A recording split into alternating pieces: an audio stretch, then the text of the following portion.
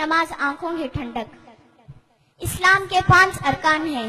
توحید و رسالت کے بعد اسلام کا دوسرا رکن نماز ہے۔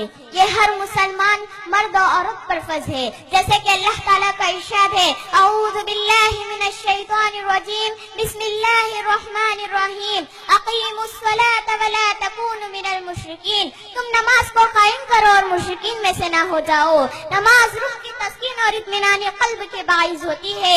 نماز نفس کی تزکیہ کرتی ہے۔ نماز معاملات کو سدھارتی ہے۔ نماز اخلاق کو سنوارتی ہے اور نماز دل کی شفاعت کے ساتھ جسم کی صحت سے راز ہوتی ہے۔ نماز برائی اور بے حیائی کے کاموں سے روکتی ہے۔ نماز اللہ تعالیٰ کے پاس سب سے پسندیدہ عمل ہے، اسی لیے نبی کریم صلی اللہ علیہ وسلم حضرت بلال رضی اللہ عنہ سے فرمایا کرتے تھے، نماز کے ذریعے سے ہمیں راحت پہنچاؤ۔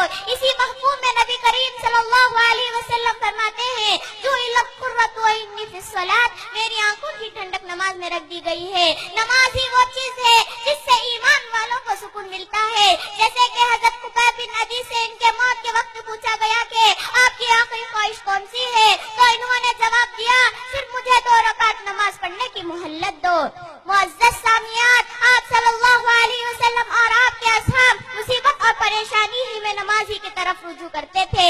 نیز نماز انسانوں کو برائی اور بے حیائی سے روکتی ہے، جیسے کہ اللہ تعالیٰ کا ارشاد ہے، ان الصلاۃ تنہی عن الفحشاء والمنکر، بے شک نماز برائی اور بے حیائی سے روکتی ہے۔ یہ ارشاد گرامی میں صادق آتا ہے۔ اسی طرح نماز نہ پڑھنے پر بچے کو مارنے کا حکم دیا گیا ہے، جیسے کہ حدیث میں آتا ہے، بین الرجل و بین الشرک والکفر ترک الصلاۃ، رواہ مسلم۔